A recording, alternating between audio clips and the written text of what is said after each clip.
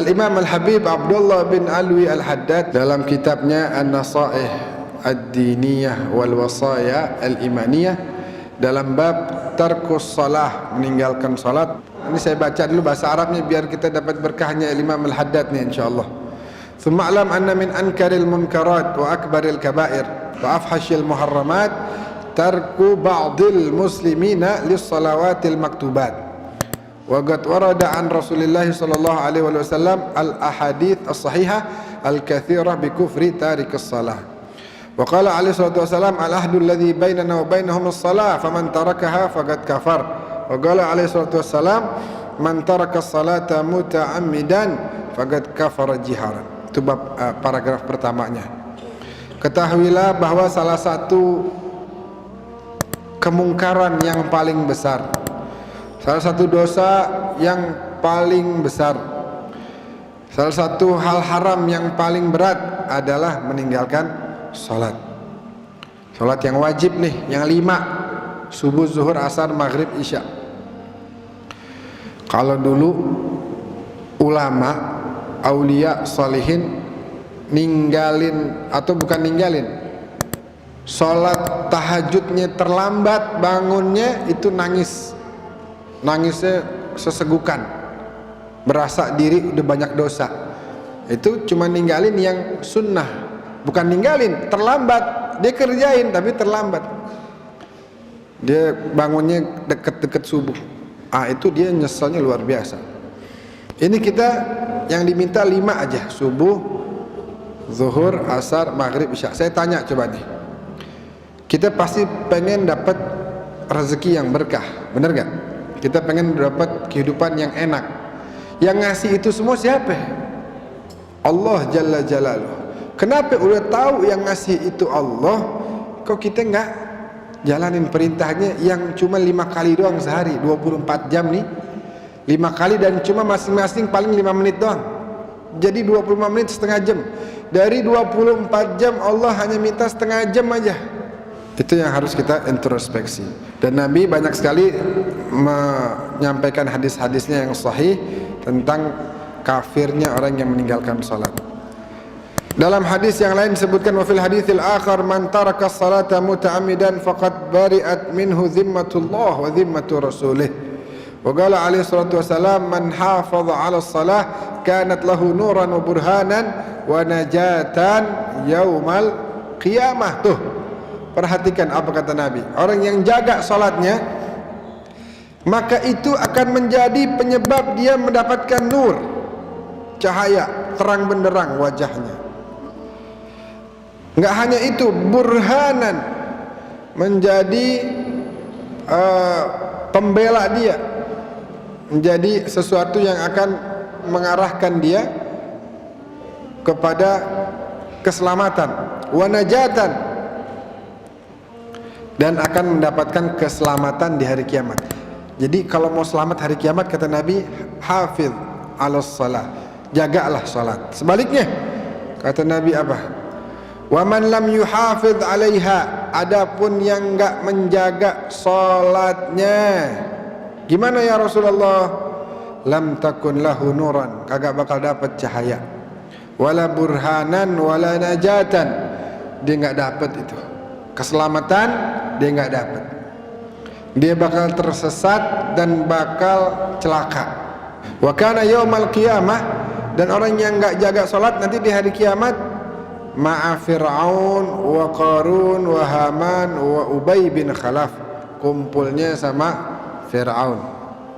Di sini kita ngata-ngatain Fir'aun. Wah, Fir'aun jahat, Fir'aun. Ngatanya di sana berteman nanti di kiamat. Lah, lu kemarin ngata-ngatain gua, sekarang berteman lo sama gua lo, satu tempat sama gua. Kenapa? Iya, lam naku minal musallin, karena kagak menjaga salat, kagak mendirikan salat, lalai, bolong-bolong salatnya. Nauzubillah min dzalik. Waqa'at tasrih min Rasulillah sallallahu alaihi wasallam bi kufri tarik salat. Nabi terang-terangan, jelas-jelasan menyatakan kekafirannya orang yang meninggalkan salat. Wa kadzalika warada 'anis sahabah, dan juga para sahabat. wassalafus salih hatta qala ba'dhum. Nah, sebagian dari para sahabat dan salafus salih mengatakan, ma sami'tu ashaba Rasulillah sallallahu alaihi wasallam yaquluna fi syai'in minal a'mal inna tarkahu kufrun illa shalah. Kami enggak pernah dengar dari para sahabat terkait dengan salah satu ibadah yang kalau ditinggalkan akan menyebabkan kepada kekafiran kecuali salat. Hanya itu aja ibadah yang kalau ditinggalin menjadikan orang yang meninggalkannya itu kafir. Fa iyyaka tsumma iyyaka wa tarkus shalah, maka hati-hati jangan tinggalkan salat. Au tarku syai'in minha, atau meninggalkan sebagian.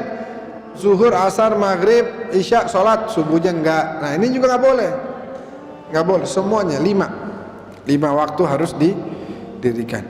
Fa in fa'alta dzalika faqad halakta ma'al halikin wa khasirta ad-dunya wal akhirah, dzalika huwal khusranul mubin. Kalau kamu lakukan yang demikian itu, maka kamu sungguh telah termasuk orang-orang yang hancur dan kamu akan rugi dunia dan akhirat. Rugi apa? Dunia dan enggak cuma rugi di akhirat, di dunia juga rugi. Baik, nah ini sebenarnya masih panjang, cuman saya singkat aja. Dalam mazhab Imam Syafi'i dibagi dua, meninggalkan salat itu dibagi dua.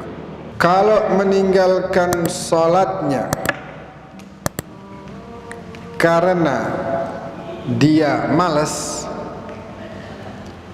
berbeda dengan meninggalkan salat karena dia meremehkan atau menjadikan itu adalah bukan bagian dari kewajiban dia. Beda ya. Kenapa enggak salat? Males. Atau ditanya lagi yang lain, kenapa enggak salat? Ngapain salat?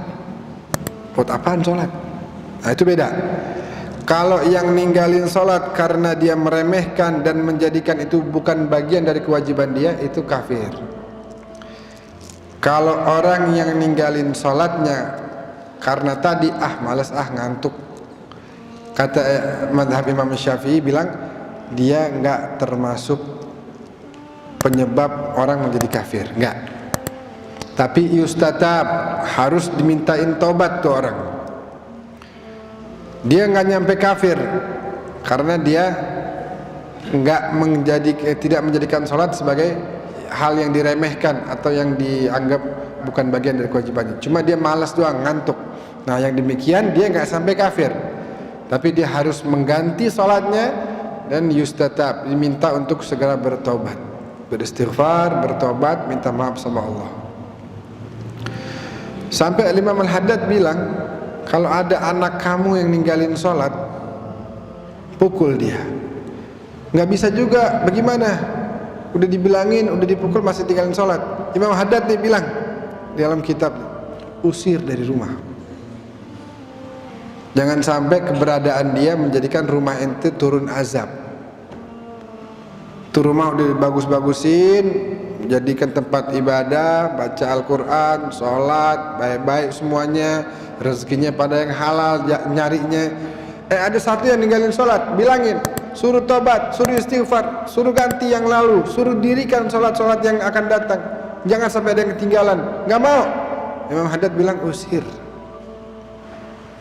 Karena itu dianggap sebagai seperti syaitan ya. Syaitan itu antum bisa bayangkan, satu kali doang melanggar perintah Allah udah diturunkan dari surga. Nah, ini berkali-kali nggak mau. Setan disuruh Allah sujud, nggak mau. Kita juga sama. Kalau yang ninggalin sholat tuh sama juga, disuruh sujud nggak mau. Berarti satu jenis sama siapa? Sama setan. Waliyadzubillah min dzalik. Banyak orang bilang, aduh berat sholat. Enggak berat. Asal mau, karena kalau udah sholatnya dijalanin tadi, dunia akhiratnya bakal enak. Bukan cuma akhirat, dunianya bakal enak. Allah kasih kemudahan dalam urusannya, Allah kasih kelapangan dalam rezekinya, Allah kasih kesempurnaan dalam kesehatannya, hubungan sama orang jadi baik. Karena itu yang akan menjadikan kita selamat, kata Nabi, di dunia dan di akhirat. Maka mudah-mudahan insyaallah kita termasuk orang-orang yang menjaga salat, menjadikan salat sebagai qurratu ainin, sebagai cahaya mata kita, sebagai hal yang kita jadikan kedemenan. Kita asyik sama salat. Nah, udah, itu bakal bahagia kita dunia akhirat. Amin ya rabbal alamin.